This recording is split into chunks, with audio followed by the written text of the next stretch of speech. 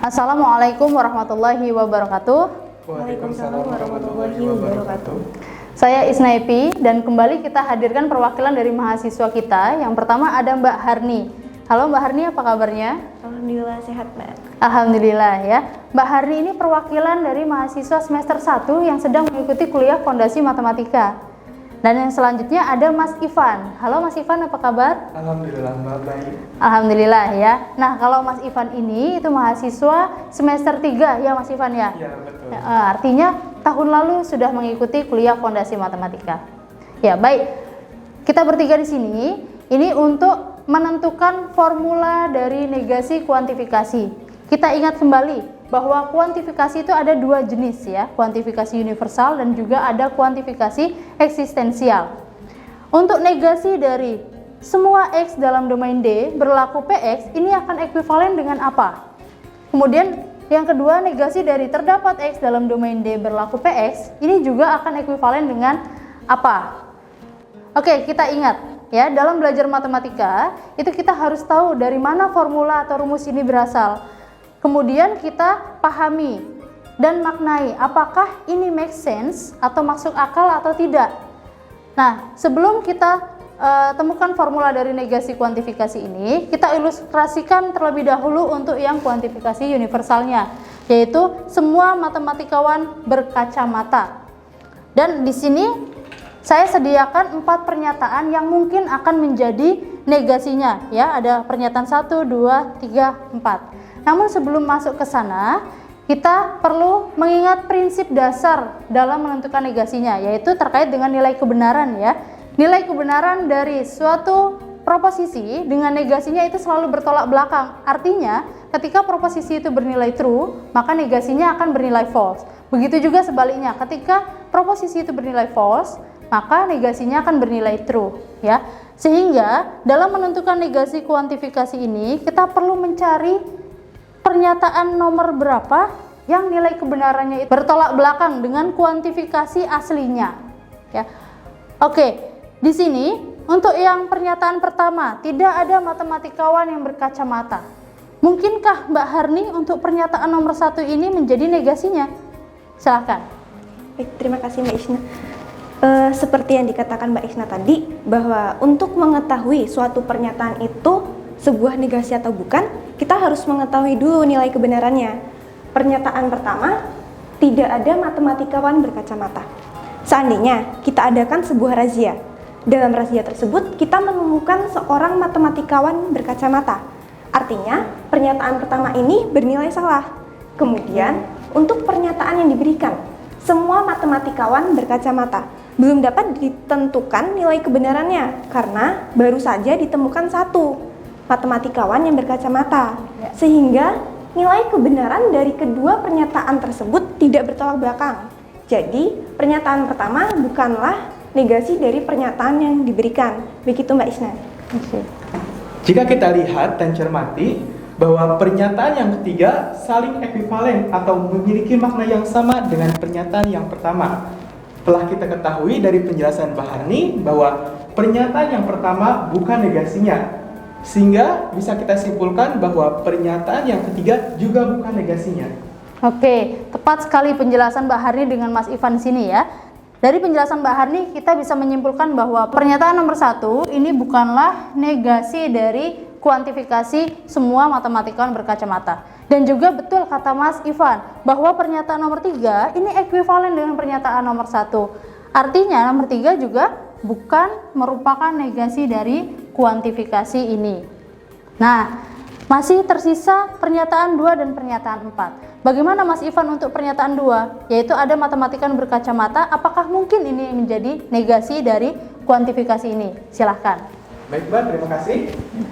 Kita tahu bahwa semua itu pasti ada, tetapi ada belum tentu semua. Sehingga kalimat semua matematikawan berkacamata dan pernyataan yang kedua bahwa ada matematikawan yang berkacamata bukanlah kalimat yang saling bertolak belakang. Bisa saja keduanya sama-sama bernilai benar. Sehingga pernyataan yang kedua juga bukan negasinya. Oke. Tepat sekali ya, bahwa nomor 2 ini bukan juga merupakan negasi dari kuantifikasi ini. Sebab ketika semua matematikawan berkacamata, otomatis ada matematikawan berkacamata juga benar ya. Makanya nomor 2 ini bukanlah negasi dari kuantifikasi semua matematikawan berkacamata.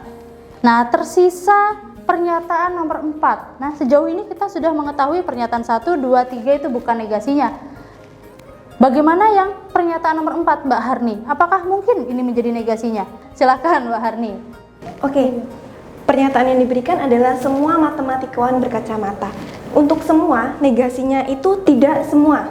Jadi, kita punya dua kemungkinan. Kemungkinan pertama, ada matematikawan berkacamata. Kemungkinan kedua, ada matematikawan tidak berkacamata. Kemungkinan pertama itu merupakan pernyataan kedua. Seperti yang sudah kita ketahui sebelumnya, pernyataan kedua bukanlah negasi dari pernyataan yang diberikan. Sehingga negasi dari pernyataan semua matematikawan berkacamata adalah ada matematikawan tidak berkacamata. Oke, bagus sekali ya. Benar bahwa nomor 4 inilah yang menjadi negasi dari kuantifikasi universal ini ya. Coba kita ilustrasikan ke dalam diagram. Kita ketahui bahwa semua matematikawan berkacamata domainnya adalah himpunan matematikawan. Saya ambil domain D-nya adalah himpunan matematikawan. Artinya untuk fungsi proposisi P-nya di sini X berkacamata. Sehingga kalimat semua matematikawan berkacamata ini maknanya dalam diagram semua yang ada dalam domain D ini berkacamata. Ya. Kemudian bagaimana untuk negasinya? Kita masih berbicara domain yang sama ya, yaitu D. Sehingga untuk negasi P-nya di sini adalah ada sebagian yang berkacamata dan ada juga sebagian yang tidak berkacamata. Saya beri simbol lingkaran biru ini yang tidak berkacamata. Oke, ini maknanya adalah ada matematikawan yang tidak berkacamata.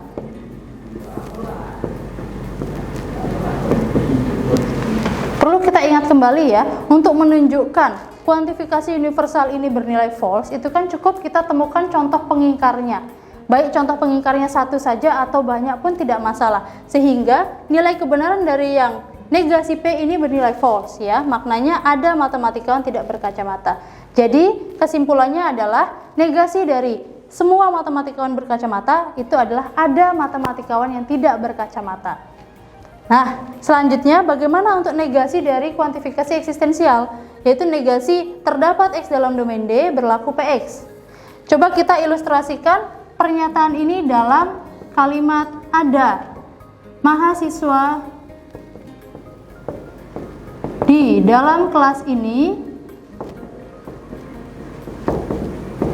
yang mengambil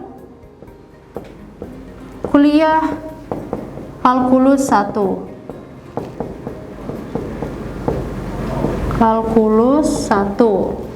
Oke, kita misalkan ya, kalimat dari kuantifikasi eksistensialnya adalah ada mahasiswa di dalam kelas ini yang mengambil kuliah kalkulus 1. Jika kita perhatikan, domainnya adalah mahasiswa di dalam kelas ini.